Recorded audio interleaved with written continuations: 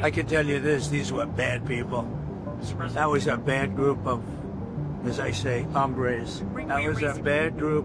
When you look at them and you look at the crimes that they've committed, you take a look.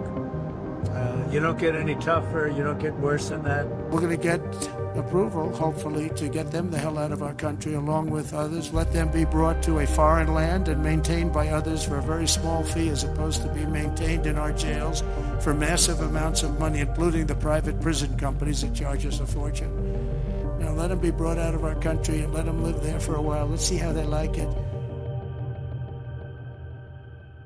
In direct defiance of a federal judge's ruling, the Trump administration has flown more than 250 accused migrant gang members to the notorious mega prison in El Salvador known as CECOT.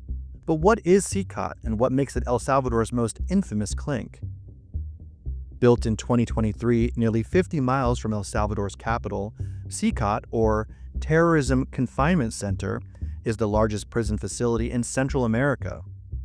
Spanning 8 pavilions, which can hold up to 40,000 inmates, the prison has been internationally known for its horrendous conditions, with overcrowded quarters where groups of inmates are crammed into group cells with up to 70 prisoners for nearly 24 hours a day, and where inmates are lucky if they get a metal bunk to sleep on.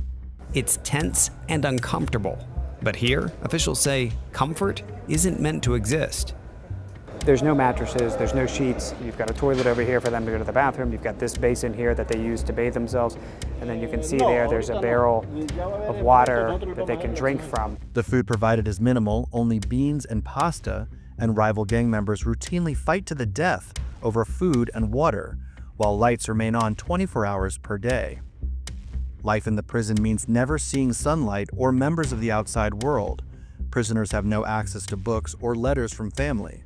There are gyms, break rooms, and board games at CECOT, but those are for guards only. Since El Salvador's president Nayib Bukele cracked down on the country's gangs, CECOT has housed some of the country's most prolific killers and gangsters. The facility is like nothing I've ever seen in my life, and I've had the opportunity to visit other areas in the world, other prisons in the world. This is highly organized. These people are detained. The U.S. showed early interest in CECOT in July 2024, when then Representative Matt Gaetz visited the prison and gave it a glowing review for the way it handled criminals. There's a lot more discipline in this prison than we see in a lot of the prisons in the United States, and there are a lot more murderers here. The people here have been doing a lot of killing.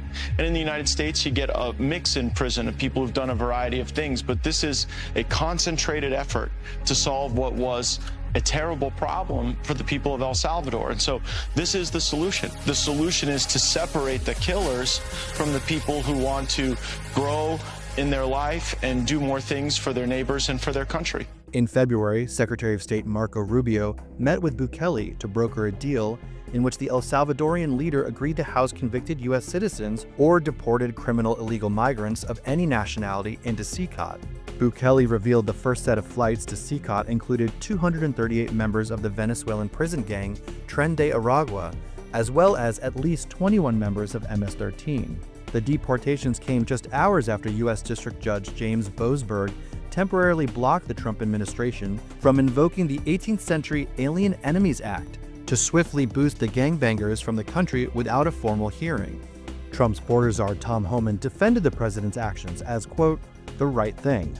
The people of this country mandated President Trump deal with the border crisis, deal with illegal immigration, and deal with illegal alien crime, and that's exactly what we did. We removed terrorists.